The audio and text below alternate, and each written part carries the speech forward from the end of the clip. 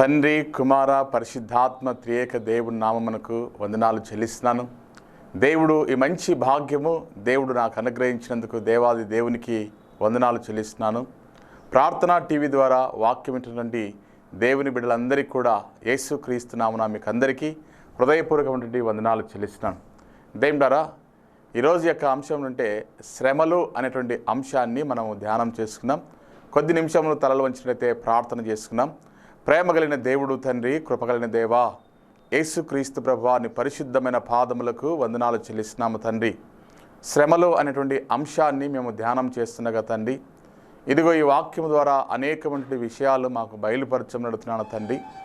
ఇదిగో నీ యొక్క మహాకృపలో జ్ఞాపకం చేసుకుని తండ్రి, పరిశుద్ధాత్మదేవ వాక్యంలోని మర్మములు బయలుపరచండి తండ్రి. మరి ఈ వాక్యమును అనేక మంది విని ప్రభువా, వారి జీవితాల్లో నీ వైపు తిరిగేటువంటి భాగ్యము దయచేయమని యేసునామమున అడుగుతున్నాను తండ్రి, ఆమేన్. దేవుడరా, శ్రమలు అనేటువంటి అంశాన్ని మనం ధ్యానం చేసుకున్నాం. నిజముగా దేవుని యొక్క వాక్య ప్రకారపడి మనం గమనించినట్లయితే శ్రమలు మరి అనేక మందికి వస్తున్నాయనేటువంటి విషయాన్ని గ్రహించాలి. మానవుడు శ్రమల కొరకే పుడుతున్నటువంటి విషయాన్ని కూడా మనం గ్రహించాలి. మరి ఈ లోకంలో చూసినట్టయితే ప్రతి ఒక్కరు కూడా శ్రమ పడుతున్నారు, శ్రమలు అనుభవిస్తున్నారు.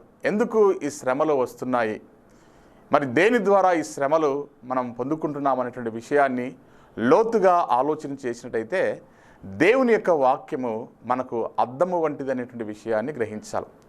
దేవుని వాక్యం ముందర మనం నిలబడినప్పుడు దేవుని యొక్క వాక్య భాగంలో అనేక సత్యాలు దేవుని యొక్క వాక్యం ద్వారా మనం చూస్తూ ఉన్నాం.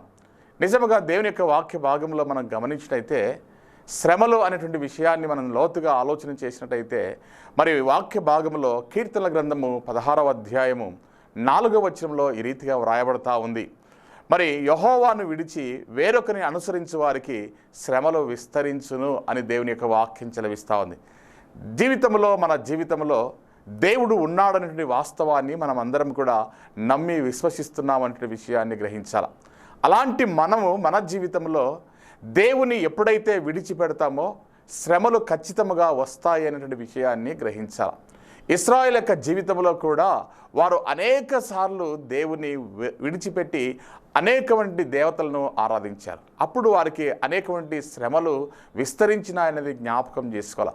అయితే దేవుని బిడ్డల చుట్టూ అనేక మంది మరి అన్యులు ఉంటారనే విషయాన్ని గ్రహించాలి. మరి ఫిలిస్తీయులు కానీ, అమ్మోనీయులు కానీ, మరి అనేక రీతిలుగా శత్రువులు మనతో ఉంటున్నారనే విషయాన్ని గ్రహించాలి. దేవుని ఎప్పుడైతే విడిచిపెడతామో మరి ఆటోమేటిక్గా ఆ శత్రువులు మన మీద దండయాత్ర చేస్తారనే విషయాన్ని గ్రహించాలి. అందుకే దేవుని ఎప్పుడైతే విడిచిపెడతామో శ్రమలు విస్తరిస్తాయని వాక్యం చెలవిస్తూ ఉంది. దేవుని కాపుదల అనేది ఉండదు అనేటువంటి విషయాన్ని గ్రహించాలి. దేవుని ఎప్పుడైతే మనం వెంబడిస్తూ ఉంటామో, ఎప్పుడైతే ఆయన యొక్క అడుగుజాల్లో నడుస్తూ ఉంటామో దేవుని యొక్క కాపుదల ఉంటుంది. ఒకవేళ దేవుని విడిచిపెడితే దేవుడు ఏమి చేయడు, కానీ దేవుని యొక్క కాపుదల పోయినప్పుడు శత్రువులు మన మీదకి అనేక రీతిలుగా దాడి చేస్తారనే విషయాన్ని గ్రహించాలి. అందుకే దేవుని యొక్క వాక్య ప్రకారం గమనించినైతే యెహోవాను విడిచి వేరొకరిని వెంబడించే వారికి శ్రమలు విస్తరించునని దేవుని యొక్క వాక్యం చెలవిస్తూ ఉంది. యేసుక్రీస్తు ప్రభువును నమ్మినాం, ఆయన రక్తంలో మన పాపములన్నీ కూడా ఒప్పుకున్నాం, మనం ఆయన యొక్క విశ్వాస జీవితంలో జీవిస్తున్నాం. అయినప్పటికీ కూడా కొన్నిసార్లు విడిచిపెట్టి వేరొకరిని వెంబడించినప్పుడు శ్రమలు విస్తరిస్తాయనేది జ్ఞాపకం చేసుకోవాలి. విశ్వాసంలో మనం స్థిరత్వం కలిగి ఉండాలనేది జ్ఞాపకం చేసుకోవాలి. ఎప్పుడైతే ప్రభువును నమ్మిన తర్వాత ఆయన యొక్క అడుగుజాల్లో మరి నడచాల. ఎందుకంటే ప్రభు మన కొరకు ఆయన ప్రేమను చూపించాడు. ఎలాంటి ప్రేమనంటే మరి పరలోకం నుండి వదిలి ఈ లోకానికి వచ్చి మన కొరకు మానవ రీతిగా ఉండి ఆయన రక్తమును కార్చి ఆయన ప్రాణమును పెట్టి వెలపెట్టి కొన్నటువంటి దేవుడు. ఆయన యందు విశ్వాసం ఉంచినప్పుడు మనకు కొన్ని పనులు జరగనప్పుడు కొన్నిసార్లు విడిచిపెట్టేటువంటి వారు ఉంటారు. అయితే దేవుని యొక్క వాక్యము హెచ్చరిక చేస్తుందనేది జ్ఞాపకం చేసుకోవాలి. దేవుణ్ణి ఎప్పుడైతే మనం విడిచిపెడతామో, దేవుని యొక్క విశ్వాసంలో ఎప్పుడైతే తొలగిపోతామో శ్రమలు విస్తరిస్తాయనేటువంటి విషయాన్ని గ్రహించాలి. రెండవదిగా జ్ఞాపకం చేసుకున్నట్లయితే దేవుని యొక్క వాక్య భాగంలో యెషయా గ్రంథము 5వ అధ్యాయము 8వ వచనంలో చాలా అనేక రీతిలుగా ఉంటున్నాయి. మానవుడు చేసేటువంటి అన్యాయాన్ని బట్టి వారికి ఆ శ్రమలు వస్తాయన్నటువంటి విషయాన్ని గ్రహించాల.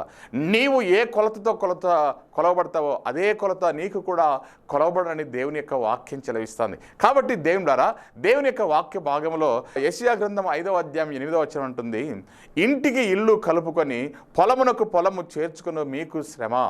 మానవ జీవితంలో ఇది మనం పరదేశీ లోకము అనుకుంటున్నాము, అదే విధముగా యాత్రికులం అంటున్నాము, మన నివాసం పరలోకములో ఉంది అనుకుంటున్నాము. కానీ మానవుడు చేసేటువంటి దురాశ, మానవుల్లో ఉన్నటువంటి దురాశ ఏమిటంటే తన ఇంటిని కాక వేరే ఇంటిని కూడా కలుపుకునేటువంటి ప్రయత్నం చేస్తున్నాడు. తన పొలము కాకుండా వేరే పొలాన్ని కూడా కలుపుకునేటువంటి ప్రయత్నం చేస్తూ ఉన్నాడు. ఈనాడు అనేక మంది జీవితంలో ఇలాంటి దురాశ ఉంటుందన్నటువంటి విషయాన్ని గ్రహించాలా. వేరే ఒకరిని ఆశించటం అనేది చాలా పొరపాటు అనేది జ్ఞాపకం చేసుకోవాలి.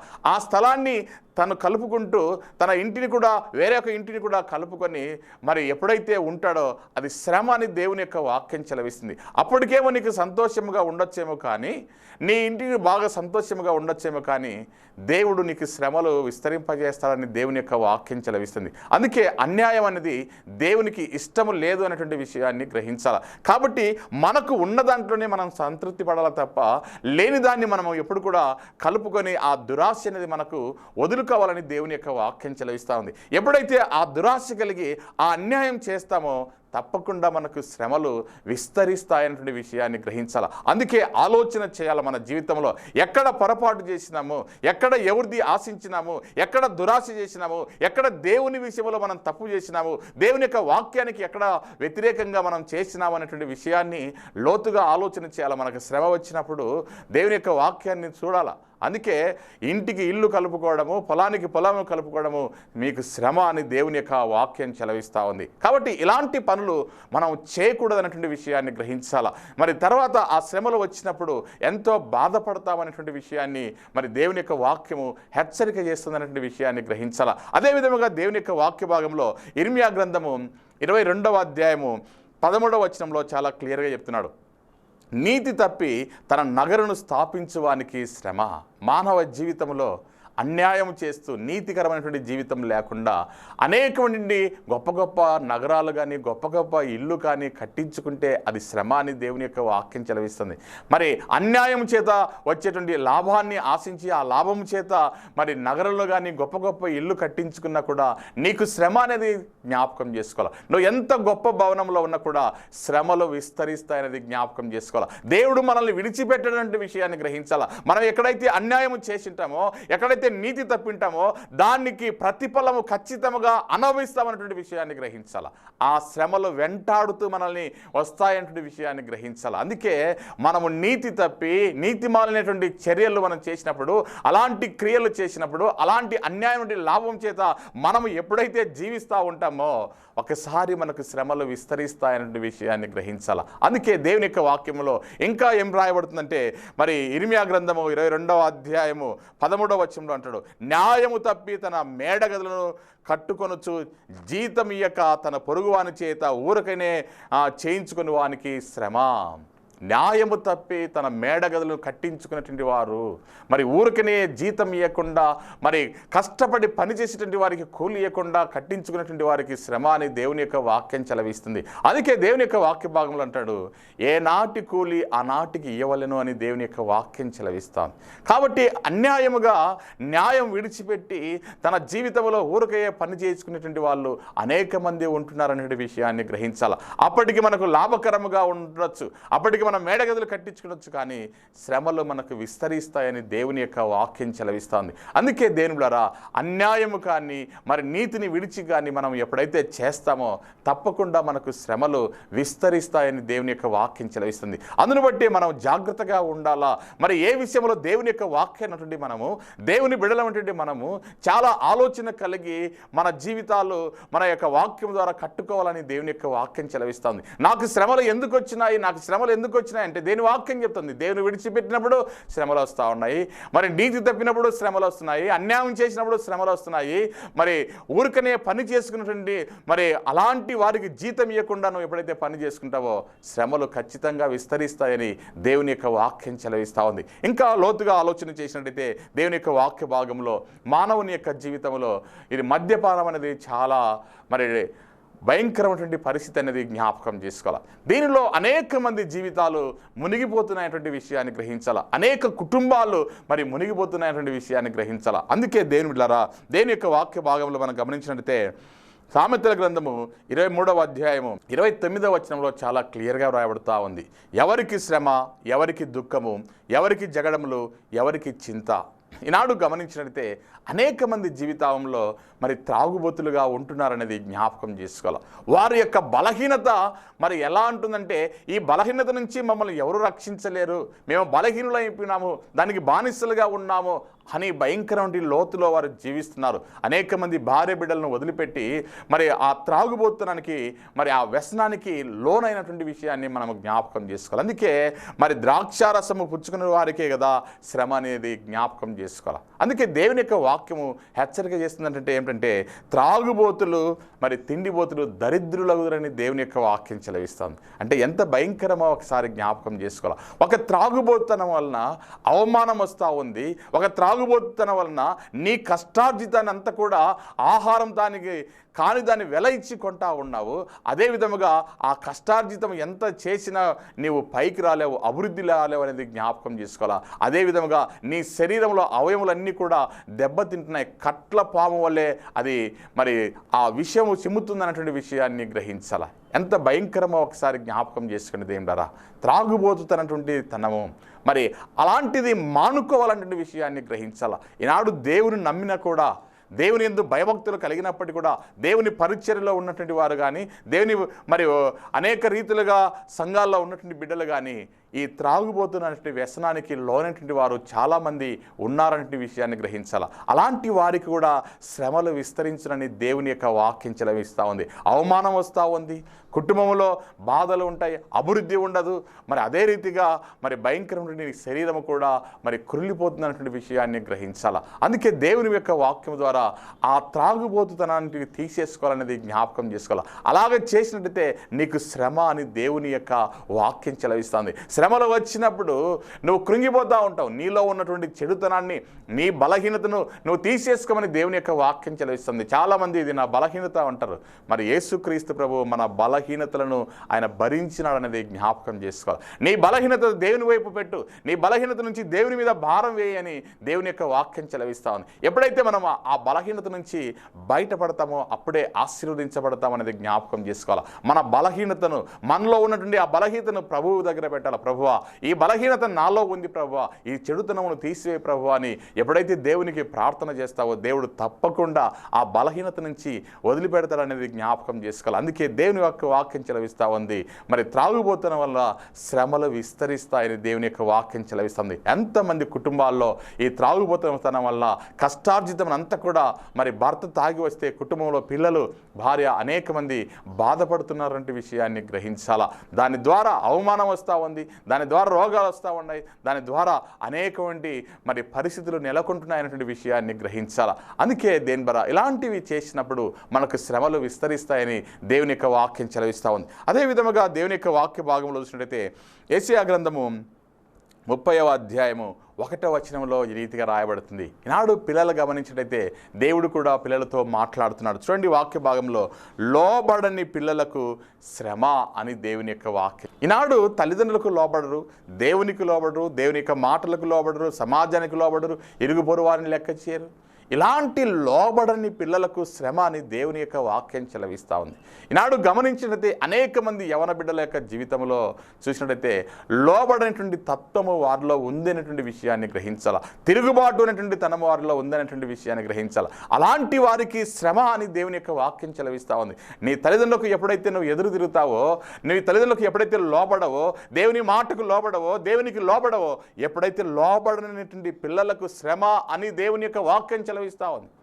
మరి మీ జీవితంలో మరి లోబడేటువంటి తత్వం ఉండాలనేటువంటి విషయాన్ని గ్రహించాలా. ఈరోజు నువ్వు యవన దశలో నీకు బలం ఉంది కదా, నీకు బాగా మంచిగా జ్ఞానం ఉంది కదా, నేను లోబడకుండా నువ్వు ఎప్పుడైతే జీవితంలో మరి తల్లిదండ్రులకు విరోధిగా ప్రవర్తిస్తావో నీకు శ్రమలు విస్తరిస్తాయనేటువంటి విషయాన్ని గ్రహించాలా. అందుకే తల్లిదండ్రులను ప్రేమించాలా, తల్లిదండ్రులను గౌరవించాలనేటువంటి విషయాన్ని మనం దేవుని యొక్క వాక్యం ద్వారా నేర్చుకుంటున్నాం. కాబట్టి తల్లిదండ్రికి మనం లోబడి ఉండాలా. దేవుని యొక్క మాటలకు మనం లోబడి ఎప్పుడైతే జీవిస్తూ ఉంటామో అప్పుడే మనకు మంచిది. లోబడకపోయినట్టయితే వాక్యం క్లియర్గా చెప్తుందండి దేవుని యొక్క వాక్యంలో, లోబడని పిల్లలకు శ్రమ.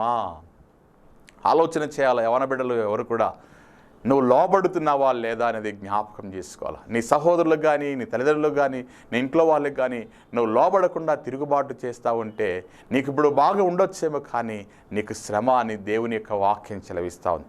అలాంటి స్థితి యవ్వన బిడ్డలకు రాకూడదని దేవుని యొక్క వాక్యం ద్వారా హెచ్చరిక చేస్తున్నారు. అలాంటి భయంకరమైన పరిస్థితులు రాకముందే, మరి దుర్దినము రాకముందే నువ్వు జాగ్రత్త పడమని దేవుని యొక్క వాక్యం చెలవిస్తుంది. బాల్య దినములందు నీ సృష్టికర్తను జ్ఞాపకం చేసుకోమని దేవుని యొక్క వాక్యం చెలవిస్తూ ఉంది. కాబట్టి మన జీవితంలో, యవన జీవితంలో ఉన్నటువంటి పిల్లలు లోబడినటువంటి జీవితము కలిగి ఉండాలా. తల్లిదండ్రుల యొక్క మాట వినేటువంటి బిడ్డలుగా ఉండాలా. కానీ వాక్యం చెప్తుంది, లోబడకపోయినదే నీకు శ్రమ అని దేవుని యొక్క వాక్యం చెలవిస్తుంది. కాబట్టి ఇలాంటి పరిస్థితిలో ఆ శ్రమలలో మనం ఉండకూడదనేది జ్ఞాపకం చేసుకోవాలి. ఆ శ్రమలు ఎందుకు ఇంత శ్రమలు వచ్చినప్పుడు నీవు లోబడలేదు కాబట్టి ఇప్పుడు రావాల్సిన శిక్ష అప్పుడు నీకు వేస్తాడు దేవుడు. ఎందుకంటే శిక్ష విధించేవాడు మరి యేసు క్రీస్తు ప్రభు అనేది మనం జ్ఞాపకం చేసుకోవాలి. ఎందుకంటే ఆయనే సమస్తమును చేయగలిగినటువంటి దేవుడు కాబట్టి, ఆయనే సమస్త న్యాయ తీర్పులు తీర్చేటువంటి దేవుడు కాబట్టి, ఆయనే కనికరము గల దేవుడు, ఆయనే దయామయుడు. కానీ తప్పు చేసినప్పుడు శిక్ష విధించేవాడు కూడా ఆయనేటువంటి విషయాన్ని మనం మర్చిపోకూడదని దేవుని యొక్క వాక్యం చెలవిస్తూ ఉంది. అదేవిధంగా దేవుని యొక్క వాక్య భాగంలో మనం గమనించినట్లయితే యెషయా గ్రంథము 5వ అధ్యాయము 21వ వచనంలో చాలా క్లియర్గా వ్రాయబడతా ఉంది. తమ దృష్టికి తాము జ్ఞానులమనియు తమ ఎన్నికలు తాము బుద్ధిమంతులనియు తలంచుకునే వారికి శ్రమ. మానవ జీవితంలో చాలామంది ఎలా ఉంటారంటే తన దృష్టికి తామే జ్ఞానవంతులము. వాళ్ళు దేవుని మీద ఆధారపడరు, ఎవరిని కూడా లెక్క చేయరు. మాకు జ్ఞానం ఉందండి, మాకు మంచి తెలివితేటలు ఉన్నాయి అని వారు తమ ఎన్నికలు తామే బుద్ధిమంతులమని తలంచుకున్న వారికి శ్రమ అని దేవుని యొక్క వాక్యం చెలవిస్తూ ఉంది. అప్పుడే మనం ఎప్పుడు కూడా దేవుని మీద ఆధారపడాలనే విషయాన్ని గ్రహించాలి. మన ప్రవర్తన అంతటి మీద ఆయన యొక్క అధికారాన్ని మనం ఒప్పుకోవాలనేటువంటి విషయాన్ని గ్రహించాలి. మనము బుద్ధివంతులమై ఉండవచ్చు, జ్ఞానవంతులమై ఉండవచ్చు, మనం ఎన్నిక కలిగిన వారు ఉండవచ్చు, కానీ మనం ఎప్పటికీ కూడా దేవుని మీద ఆధారపడి ఉండాలని దేవుని యొక్క వాక్యం చెలవిస్తూ ఉంది. ఎప్పుడైతే నీ బుద్ధి మీద, నీ సొంత బుద్ధి మీద నువ్వు ఎప్పుడైతే ఆధారపడతావో నీకు శ్రమ అని దేవుని యొక్క వాక్యం చెలవిస్తుంది. అంటే ఎంత క్లియర్గా దేవుడు మాట్లాడుతున్నాడో చూడండి. దేవుని ద్వారా మనము ఏ విషయంలో ఈ మనకి గృహంలో అనేక మంది శ్రమలు పొందుతూ ఉన్నారు, ఏ దాంట్లో మనకు ఈ శ్రమ వచ్చింది, ఎక్కడ మనం పొరపాటు చేసినాము అనేటువంటి వాస్తవాన్ని మనం గ్రహించాలి. వాక్యంలో చెప్తున్నాడు, మరి జ్ఞానము కలిగినటువంటి వారు బుద్ధిమంతులం అనుకొని మరి వారే తలంచుకుంటా ఉంటే వారికి శ్రమ. కాబట్టి నువ్వు అలా తలంచుకోనకూడదు. జ్ఞానవంతుడు దేవుడు ఒక్కడే బుద్ధిమంతుడు. కాబట్టి ఆయన యొక్క జ్ఞానము ద్వారా మనం నడుస్తున్నాం, మనం చెల్లిస్తున్నాం. కాబట్టి ఆయన మీద మనం ఎప్పుడైతే ఆధారపడితే జీవిస్తామో అప్పుడే దేవుడు మనల్ని ఆశీర్వదిస్తూ ఉంటాడు. కాబట్టి మన యొక్క తలంపులను బట్టి, మన యొక్క జ్ఞానాన్ని బట్టి, మన యొక్క గొప్పతనాన్ని బట్టి ఎప్పటికీ కూడా మనము దాని మీద ఆధారపడకూడదు, దాన్ని తలంచుకోకూడదు అనేది జ్ఞాపకం చేసుకోవాలి. అందుకే ఆ జ్ఞానము, ఆ బుద్ధి మనల్ని గర్విష్ఠులుగా చేస్తుంది అనేది జ్ఞాపకం చేసుకోవాలి. గర్విష్ఠులు యెహోవాకు హేయులని దేవుని యొక్క వాక్యం చెలవిస్తుంది. కాబట్టి మనము అలాగ తలంచుకుంటే మనకు శ్రమ అని దేవుని యొక్క వాక్యం చెలవిస్తుంది. అలాంటి శ్రమలు మనం పడకుండాలంటే మన ప్రవర్తన అంతటి మీద ఆయన యొక్క అధికారానికి ఒప్పుకోవాలని దేవుని యొక్క వాక్యం చెలవిస్తుంది. మరి ఇంకా వాక్య భాగంలో మనం గమనించినట్లయితే దేవుని యొక్క వాక్య భాగంలో మీకా గ్రంథము 2వ అధ్యాయము 1వ వచనం ఈ రీతిగా చెలవిస్తూ ఉంది. మంచముల మీద పరుండి మోసక్రియలు యోచించుచు దుష్కార్యములు చేస్తున్న వారికి శ్రమ. దేని ద్వారా ఎంతగా చూస్తున్నామో చూడండి. మంచముల మీద పరుండి మోసక్రియలు యోచించు దుష్కార్యములు చేయించు వారికి శ్రమ అంట. నిజముగా అనేక మంది జీవితంలో చూసినట్టయితే మంచము మీద పండుకొనే అనేకమైనటువంటి దురాలోచనలు చేస్తూ ఉంటారు. ఏ విధముగా కీడు చేయడానికి ప్రయత్నం చేస్తూ ఉంటారు, ఏ విధంగా నాశనం చేసేదానికి ఆలోచన చేస్తూ ఉంటారు. అందుకే దేవునికి ప్రతి ఆలోచన తెలుసు కాబట్టి, మన యొక్క తలంపులు ఎరిగినాడు కాబట్టి దేవుని యొక్క వాక్య భాగంలో అన్నీ వ్రాయబడ్డాయి. అందుకే మీకా ప్రవక్తల 2వ అధ్యాయంలో అంటాడు, మంచముల మీద పరుండి మోసపు క్రియలు ఏచించుచు దుష్కార్యములు చేయువారికి శ్రమ. మరి ఎంత భయంకరమో చూడండి దేవులారా. దేవునికి అన్నీ తెలుసు అన్నటువంటి విషయాన్ని గ్రహించాలా. మనము మంచముల మీద పరుండి అనేకమంది ఆలోచనలు చేస్తాను. ఎలాంటి ఆలోచన చేస్తున్నావు? ఎలాంటి దుష్కారం చేయాలని ఆలోచన చేస్తున్నావు? ఎలాంటి చెడు ఆలోచన చేస్తున్నావు? నువ్వు పరుండినప్పుడు దేవుని జ్ఞాపకం చేసుకోవాలి, దేవుని యొక్క గొప్పతనాన్ని జ్ఞాపకం చేసుకోవాలి, దేవుని యొక్క ప్రేమను జ్ఞాపకం చేసుకోవాలి, దేవుని యొక్క శక్తిని జ్ఞాపకం చేసుకోవాలి తప్ప మరి మోసపు క్రియలను మనము జ్ఞాపకం చేసుకున్నాం. దుష్కార్యము తలపెట్టాలని ఎప్పుడు కూడా అలాంటి ఆలోచన మనకు ఉండకూడదని దేవుని యొక్క వాక్యం చెలవిస్తూ ఉంది. చాలామంది జీవితంలో అలాంటి ఆలోచన కలిగి ఉంటారనే విషయాన్ని గ్రహించాలి. అలాంటి ఆలోచన కలిగి ఉంటే నీకు శ్రమలు విస్తరిస్తాయని దేవుని యొక్క వాక్యం చెలవిస్తూ ఉంది. మంచం మీద పరున్నప్పుడు దేవుణ్ణి జ్ఞాపకం చేసుకోవాలి. మనం ఇతరుల గురించి మరి ఆ చెడుతనాన్ని గురించి మనం ఎప్పుడు కూడా ఆలోచన చేయకూడదని దేవుని యొక్క వాక్యం చెలవిస్తుంది. నువ్వు ఆలోచన చేస్తే, దుష్కార్యముల గురించి ఆలోచన చేస్తే నీకు శ్రమ అని దేవుని యొక్క వాక్యం చెలవిస్తుంది. ఎంతమంది జీవితంలో ఇలాంటి ఆలోచన కలిగినారు. అందుకే నాడు గమనించినట్లయితే అనేకమంది నరహత్యలు జరుగుతున్నాయన్నది జ్ఞాపకం చేసుకోవాలి. వారి యొక్క ఆలోచన అంతా కూడా మరి నరహత్య చేయాలి. అందుకే అంటున్న వాక్యంలో నరహత్య చేసేటువంటి పట్టణమునకు శ్రమ అని దేవుని యొక్క వాక్యం చెలవిస్తూ ఉంది. అదేవిధముగా దేవుని యొక్క వాక్య భాగాన్ని మనం గమనించినట్లయితే ఎహెజ్కేలు గ్రంథము 16వ అధ్యాయము 23వ వచనంలో చాలా క్లియర్గా వ్రాయబడుతుంది. ఇంతగా చెడుతనము జరిగించినందుకు నీకు శ్రమ అని దేవుని యొక్క వాక్యం చెలవిస్తుంది. చెడుతనాన్ని ఎప్పుడైతే మనం చేస్తావో ఆ చెడుతనాన్ని బట్టి ఖచ్చితంగా శ్రమలో అనుభవించవలసినటువంటి వారమై ఉన్నామని దేవుని యొక్క వాక్యం చెలవిస్తుంది. కాబట్టి ఈ లోకంలో ఆ చెడుతనాన్ని పూర్తిగా మనము